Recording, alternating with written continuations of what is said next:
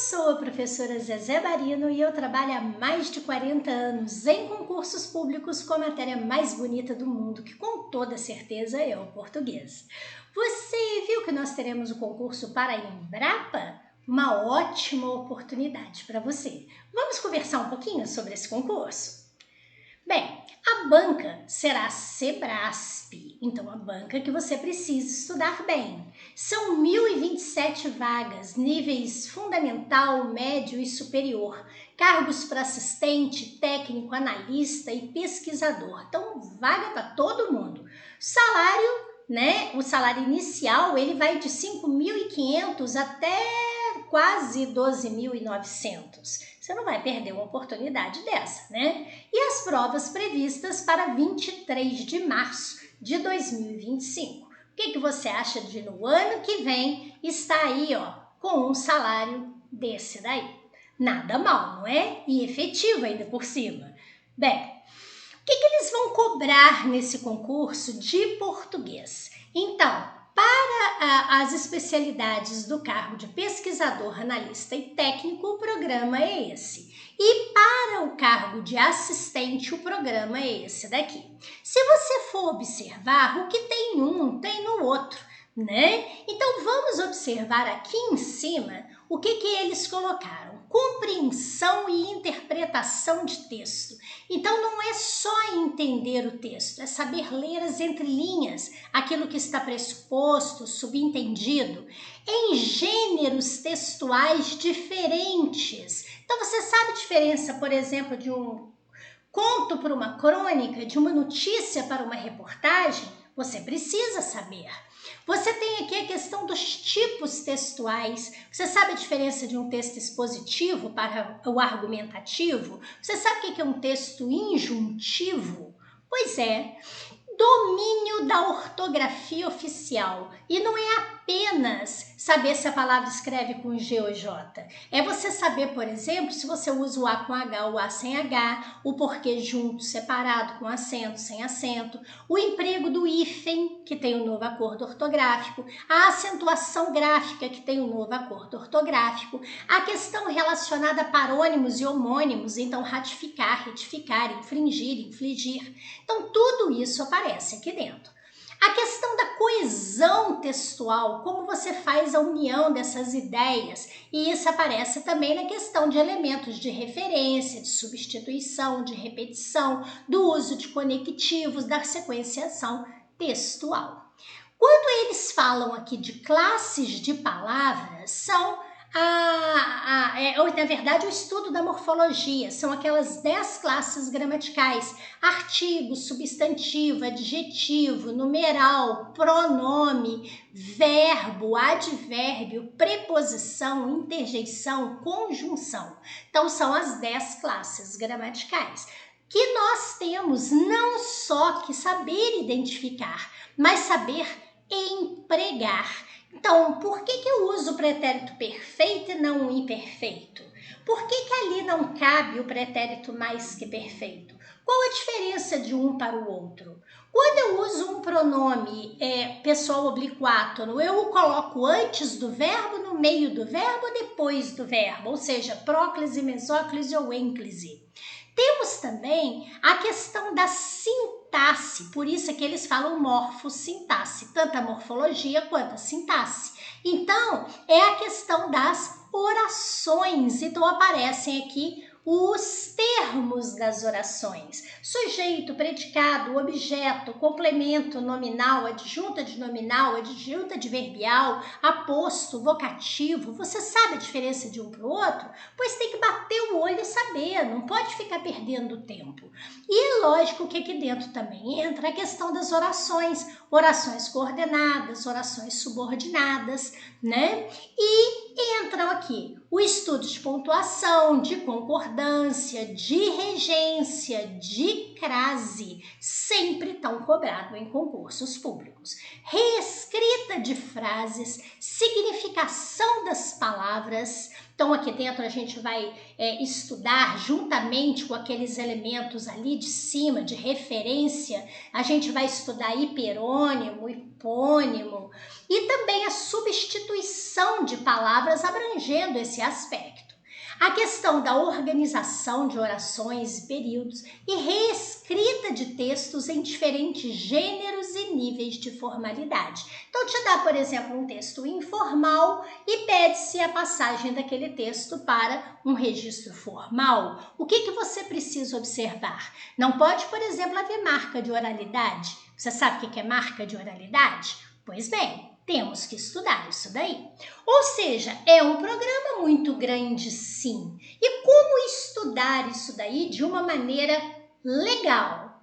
Bem, estudar por meio de questões. Então, resolvendo questões da banca Sebrasp. Isso é fundamental. Não fique achando que você vai pegar uma gramática ou pegar uma apostila e vai ficar lendo essas matérias aí. Primeiro que você não vai conseguir nem ler tudo até o dia da prova. Então, temos que ter um estudo mais direcionado. Observe, por exemplo, essa questão aqui, Sebrasp 2024 para oficial bombeiro militar. Então, você vai ver o seguinte, a questão diz assim, o emprego do diminutivo no substantivo cãezinhos no primeiro período do terceiro parágrafo, eu coloquei aqui em cima para você poder ler, denota o quê? Então, você vai observar o seguinte, quando o autor usa o termo cãezinhos ali, o que ele está passando aí de informação nesse diminutivo? Então, veja o fragmento presente, diz assim, o estudo com 82 cachorros não só comprovou a dificuldade canina com o conceito de objeto, como descobriu que ela é um ótimo indicador de inteligência. Cãezinhos mais espertos, em geral, também têm uma concepção de objeto mais parecida com a humana.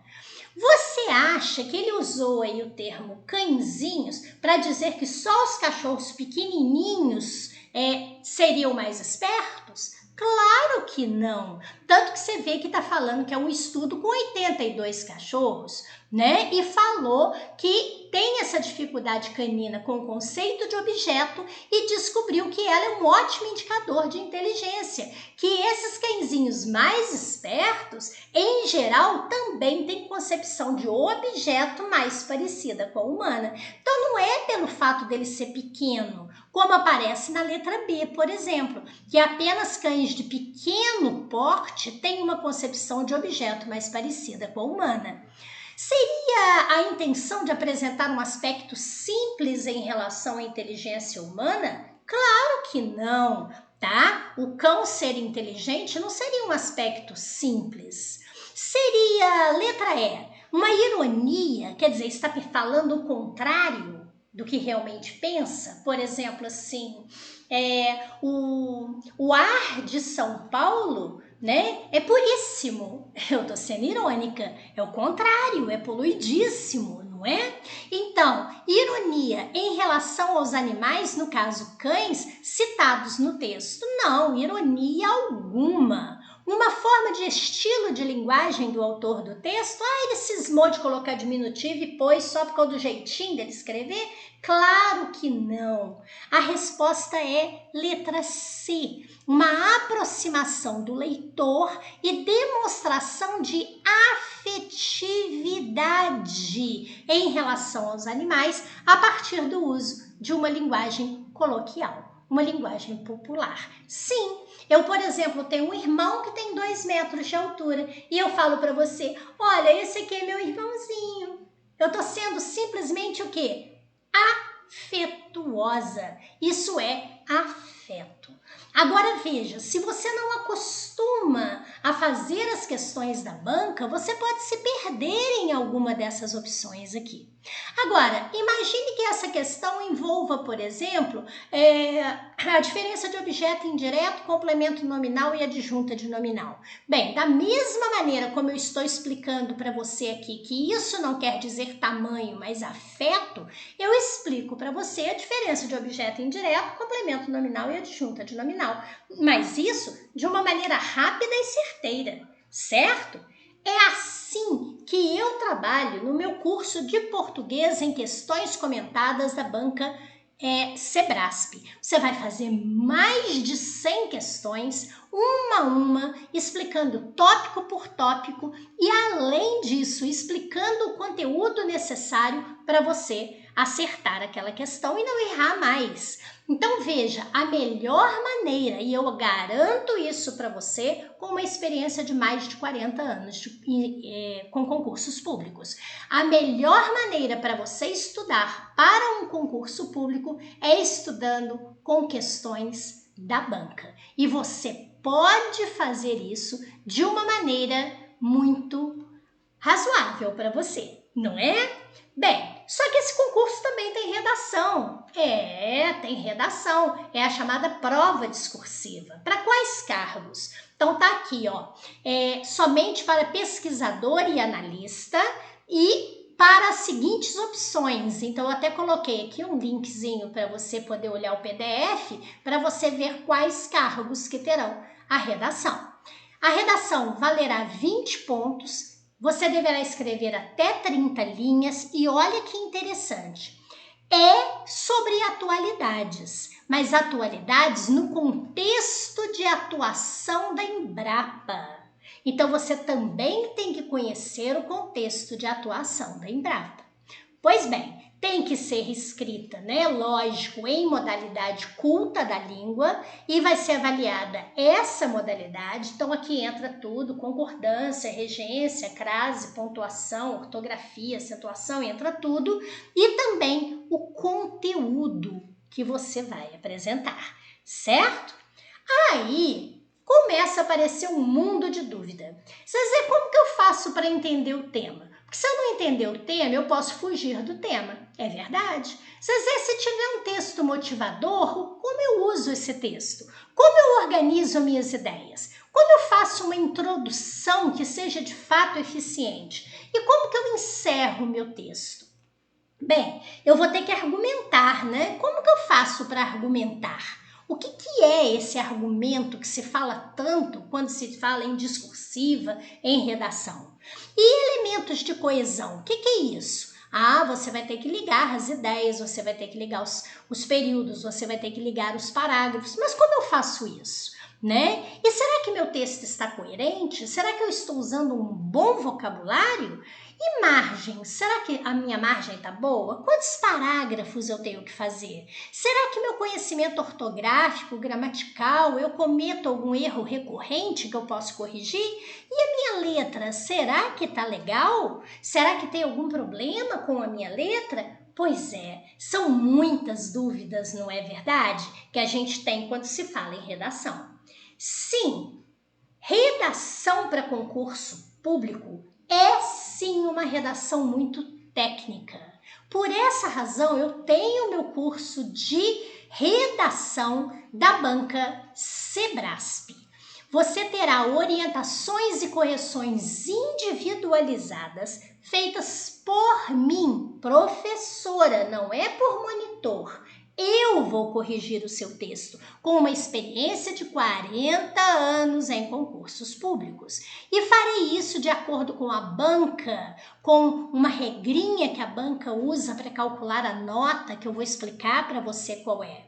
Tenho videoaulas sobre introdução, sobre conclusão, tenho videoaula sobre argumentação, sobre letra, sobre parágrafo, margem, temos PDF, temos indicação de temas de acordo acordo com isso que a Embrapa está solicitando, a Sebrasp, né, solicitando para a Embrapa, material para ampliação de repertório cultural, para que você tenha argumento, e pacotes com 4 redações. Então, você vai assistir aos vídeos, ler o material e em seguida vai fazer o primeiro tema que eu proponho, que será um tema atual relacionado à Embrapa. Fará o seu texto de acordo com o que você viu nos vídeos e aí você me envia. Você vai escrever isso, vai ser manuscrito o seu texto e eu faço todas as correções necessárias. Envio para você e envio também por áudio, tá? Minhas explicações. Você vai ver que sou eu mesma que está corrigindo, né? Essa voz aqui você vai saber que sou eu.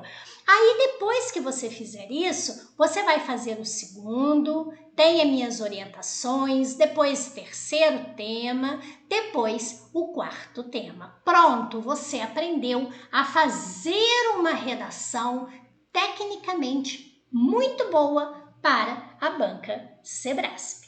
É isso. Eu tenho meu curso de português em questões comentadas e o meu curso de redação com 4 correções individualizadas. Você vai observar que você pode ter cursos com muita qualidade e com preços muito humanos, tá? Entre em contato aí com o nosso WhatsApp ou entre no nosso site que você vai ver que é possível você garantir essa vaga. Afinal de contas, português, redação é o que mais reprova, né? Você sabe, em concursos públicos. Está certo? Muito obrigada, fique com Deus. Paz e luz para você.